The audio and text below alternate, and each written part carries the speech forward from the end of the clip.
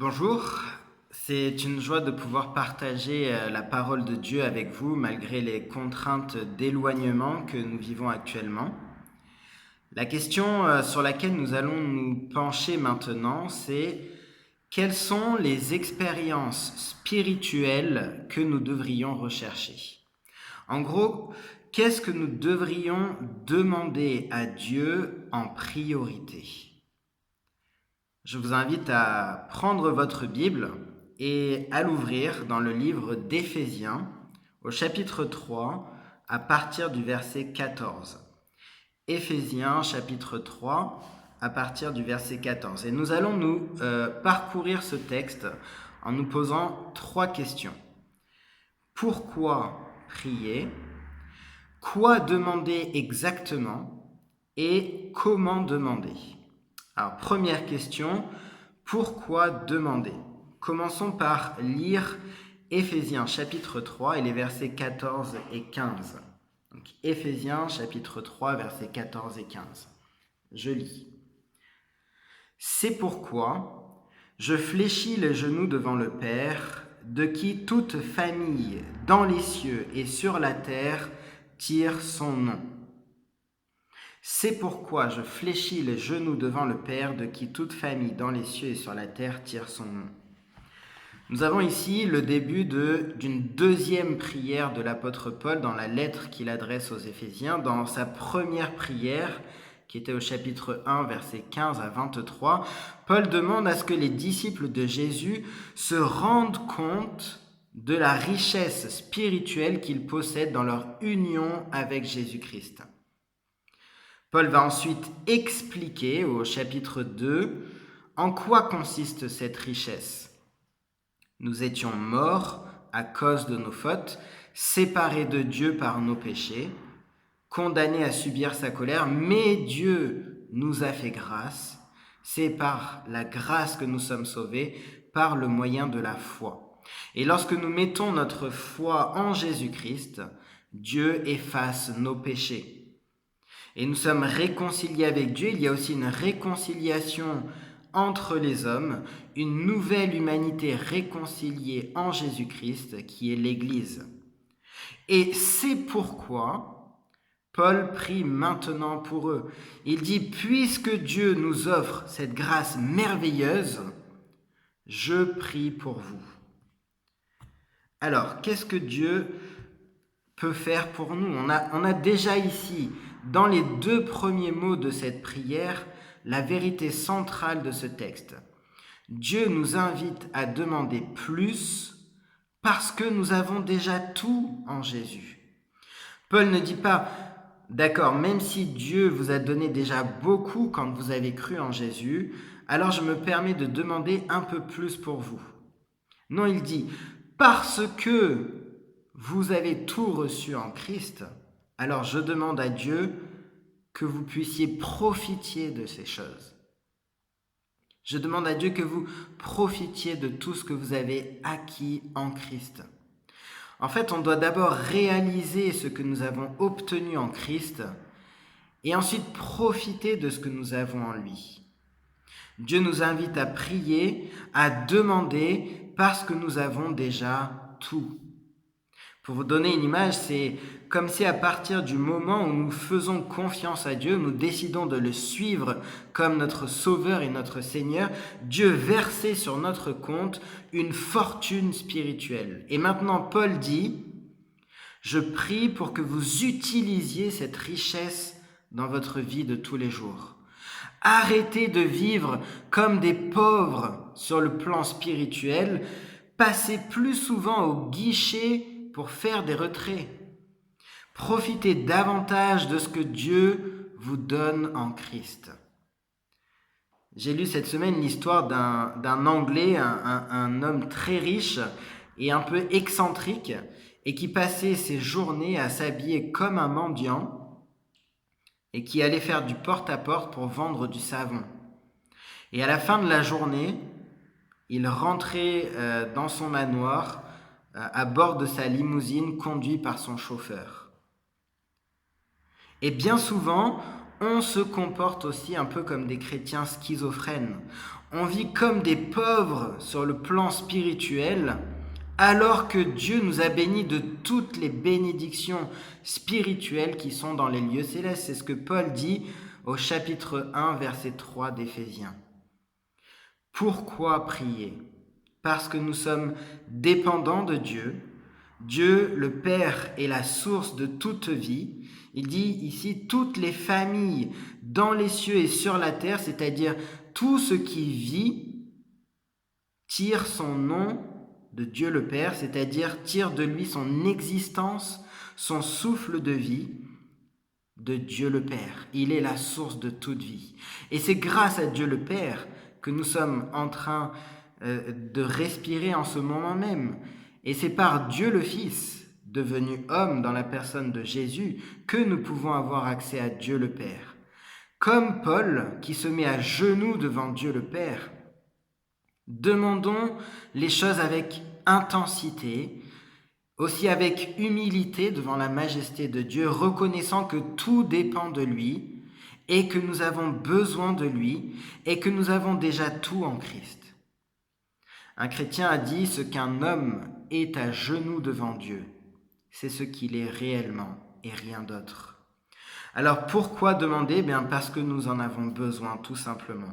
Notre plus grand besoin, ce n'est pas la santé, ce n'est pas la prospérité financière, ce n'est pas la réussite, même si Dieu ne méprise pas ces choses-là.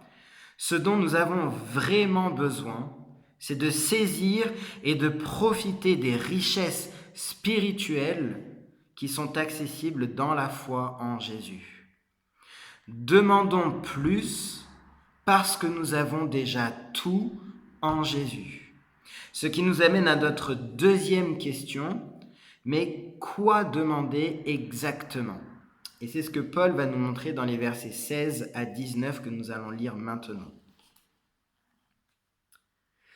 Qu'il vous donne, selon la richesse de sa gloire, d'être puissamment fortifié par son esprit dans l'homme intérieur.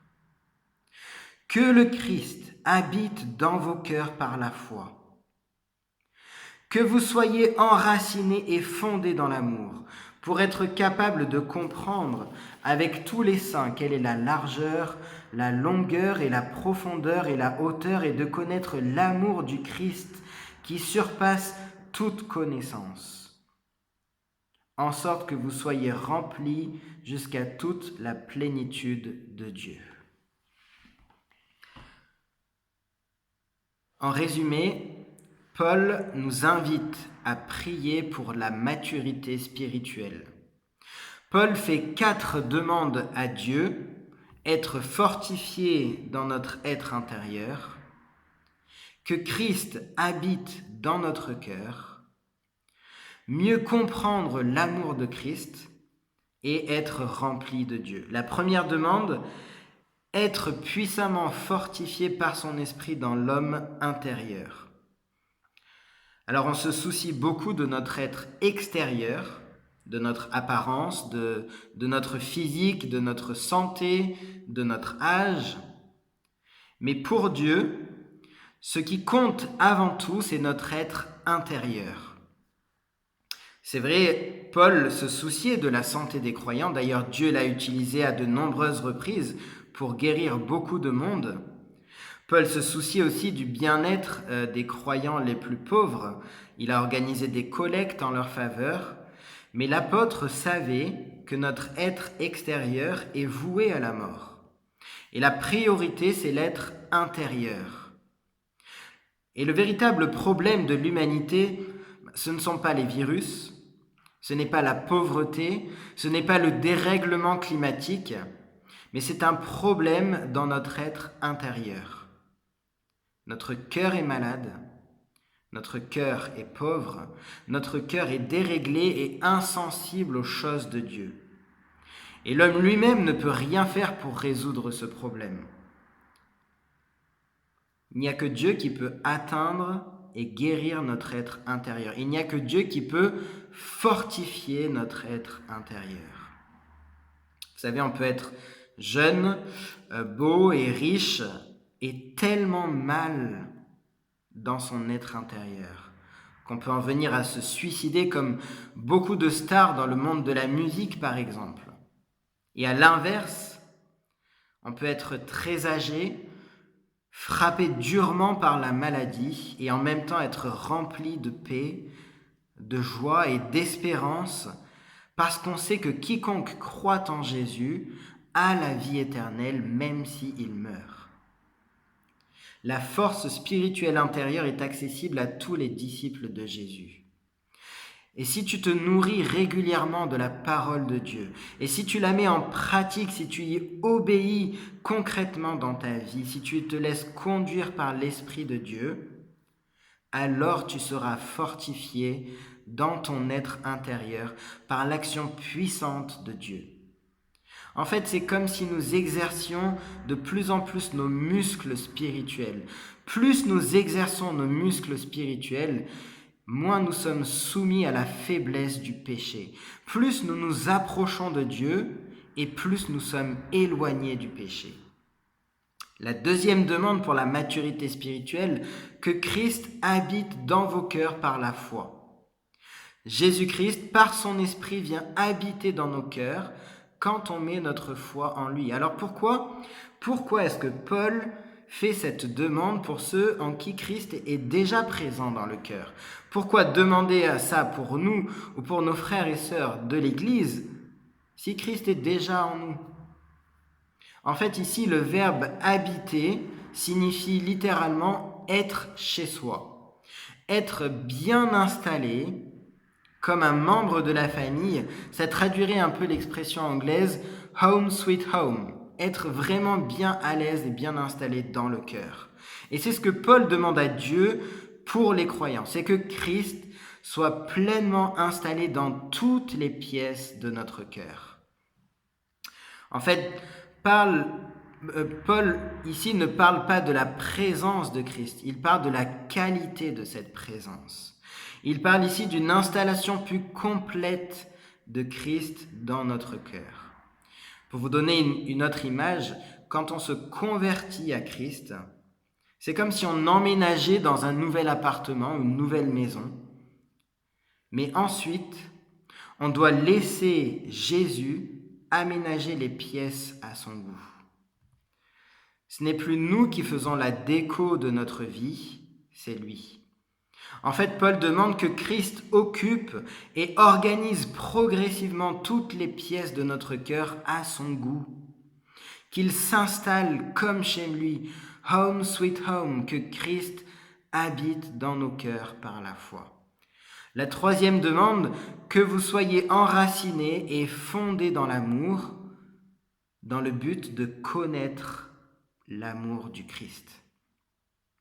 En fait, nous avons besoin de progresser dans notre compréhension de l'amour de Jésus. Et c'est seulement quand on expérimente l'amour de Jésus qu'on peut véritablement le comprendre. Un jour, un ami de Louis Armstrong, le célèbre trompettiste de jazz, lui a posé cette question: « Est-ce que tu pourrais m'expliquer le jazz ?» Et Louis Armstrong a répondu à son ami: « Mon ami, s'il faut que je t'explique le jazz, ça veut dire que tu n'y connais déjà rien. » On ne peut pas véritablement comprendre l'amour si on ne l'a pas expérimenté. Et Paul parle ici des 4 dimensions de l'amour de Christ. Tout d'abord, sa largeur. En donnant sa vie pour nous, Jésus nous offre un pardon qui couvre largement tous nos péchés, même nos péchés les plus inavouables, boulimie ou anorexie, dépendance au jeu d'argent ou à la pornographie, à l'alcool, à la cigarette, colère, racisme, adultère, avortement, ce que nous avons même honte d'évoquer. Christ, dans son corps sur la croix, l'a porté. Sa longueur, passé, présent, futur, tous mes péchés sont pardonnés en Jésus. En Jésus, Dieu m'aime d'un amour qui est long comme l'éternité. Il nous a choisis dans l'éternité passée avant même la création du monde, et il nous fera partager sa gloire dans un royaume éternel. Sa profondeur, Jésus a traversé les cieux, quitté son trône de gloire, est venu sur cette terre corrompue par le péché. Il est venu chercher ce qui était perdu, même au plus profond de notre déchéance. Sa hauteur. L'amour de Christ nous conduit dans la présence même de Dieu. Là où Jésus est assis désormais à la droite du Père, Jésus est remonté au ciel pour nous préparer une place, là où nous avons toujours rêvé d'être. L'amour du Christ peut atteindre qui que ce soit, quel que soit son péché. C'est un amour éternel et qui nous conduit dans la présence même de Dieu. Paul dit que nous devons être enracinés et fondés dans cet amour. On a ici deux images, une image botanique enracinée, une image d'architecture fondée, et ces deux images expriment la notion de progrès. On doit progresser dans la compréhension de l'amour de Christ. L'amour de Christ est à la fois la terre dans laquelle les croyants sont enracinés, et nos racines doivent toujours grandir plus profondément en Jésus. Et c'est aussi le fondement sur lequel notre vie est construite. Et mieux comprendre l'amour du Christ, c'est une expérience qui ne se vit pas tout seul, mais qui se vit avec tous ceux qui font partie du peuple saint, avec tous les saints, nous dit Paul, c'est-à-dire avec tous les autres disciples de Jésus. Un chrétien a dit, le chrétien isolé peut certes saisir quelque chose de l'amour de Christ, mais ce qu'il en saisit restera confiné aux limites de son expérience personnelle. Pour comprendre tout l'amour de Dieu, il ne faut rien de moins que tout le peuple de Dieu.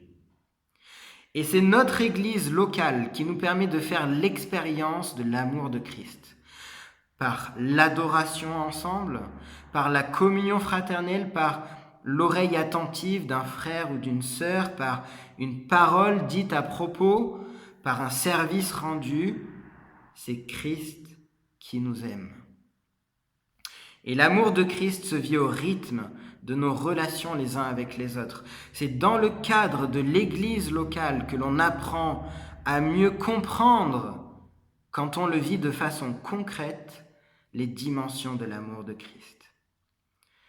Et la quatrième demande de Paul pour la maturité spirituelle, c'est que vous soyez remplis jusqu'à toute la plénitude de Dieu.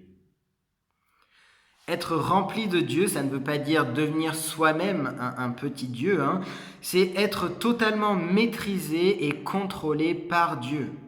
Par exemple, si quelqu'un est rempli de rage, il est totalement contrôlé par la rage. Si quelqu'un est rempli de joie, il est dominé par la joie. Si quelqu'un est rempli de Dieu, il est libre du péché. Le but suprême de Dieu pour nous, c'est de nous rendre semblables à son Fils, en nous remplissant de lui. Et c'est un thème central du Nouveau Testament, c'est un thème central du livre d'Éphésiens. Ici, au chapitre 3, Paul parle d'être rempli de la plénitude de Dieu. Si vous regardez Éphésiens chapitre 4, verset 13, il parle de la plénitude de Christ. Et Éphésiens chapitre 5, verset 18, il parle d'être rempli de l'Esprit. La plénitude de Dieu. Être rempli de Dieu, c'est être tout ce que Dieu veut que nous soyons. C'est la maturité spirituelle. Plus notre être intérieur est fortifié, plus nous comprenons l'amour de Christ en le vivant au sein de l'Église, plus nous serons remplis de toute la plénitude de Dieu. Et alors nous grandissons dans la maturité spirituelle. Alors pour finir, comment devons-nous demander ces choses que nous venons d'évoquer? Nous avons vu pourquoi prier. Demandons parce que nous avons déjà tout en Christ.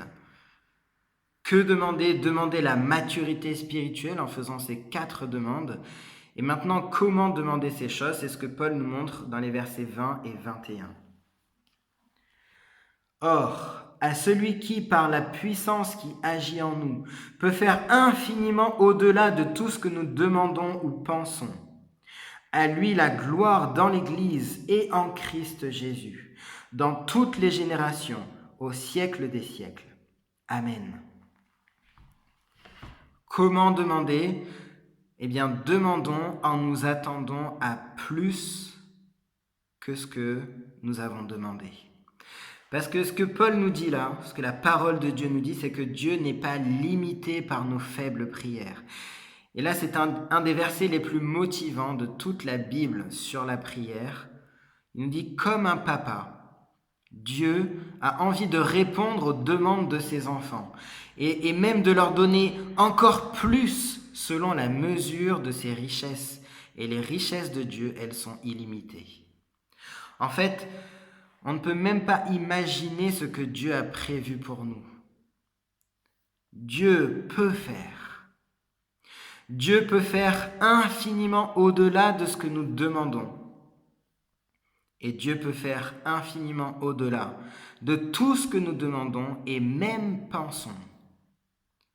Et nous demandons dans la louange, dans l'adoration, en cherchant ce que Dieu cherche avant tout, sa propre gloire. Pour conclure, Dieu nous invite à demander plus parce que nous avons déjà tout en Jésus. Pourquoi demander ? Parce que nous avons besoin de Dieu. Il est la source de tout, parce que nous avons déjà tout reçu en Christ, par notre union avec Jésus-Christ.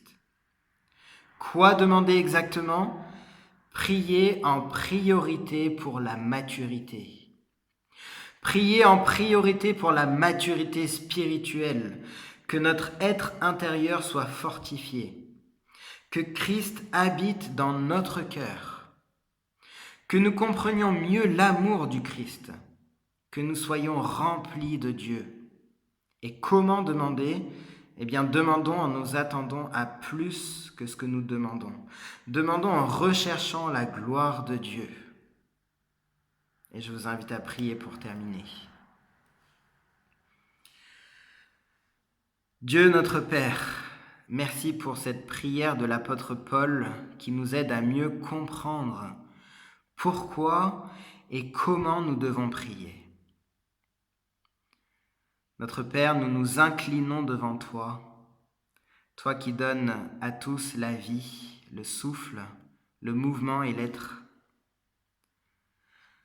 Et je te demande de nous d'accorder à l'Église de hier, d'accorder à toutes ceux et celles qui écoutent ce message, d'être fortifiés dans leur être intérieur. La force qui compte vraiment, ce n'est pas la force de notre être extérieur, ce n'est pas notre santé physique, mais la force qui compte vraiment et à laquelle toi tu accordes de l'importance, c'est notre être intérieur. C'est la santé de notre cœur. Nous te prions, Père, que nous soyons enracinés et fondés dans l'amour de Christ, que nous puissions mieux comprendre toutes les dimensions de cet amour. L'amour qui nous est vendu dans les films, dans les séries, ce n'est pas cet amour-là qui peut véritablement combler notre cœur. Même si tu attaches de l'importance à l'amour au sein d'un couple, à l'amour dans une famille, l'amour qui dure éternellement et l'amour qui peut véritablement combler nos cœurs, c'est l'amour de Christ, un amour éternel. Seigneur, nous te demandons aussi que nous soyons remplis de toute la plénitude de ta présence en nous. Nous voulons te laisser toute la place et que tu prennes toute la place dans notre vie, dans notre être intérieur, pour que nous soyons libres du péché, libres de vivre pour toi. À toi, qui par la puissance qui agit en nous peut faire infiniment au-delà de tout ce que nous demandons et même imaginons. À toi la gloire dans l'Église et en Jésus-Christ, pour toutes les générations et pour l'éternité. Ô Père, nous avons hâte de te voir et d'être pleinement dans ta présence. Merci pour ce que nous pouvons déjà goûter maintenant en Christ Jésus. Amen.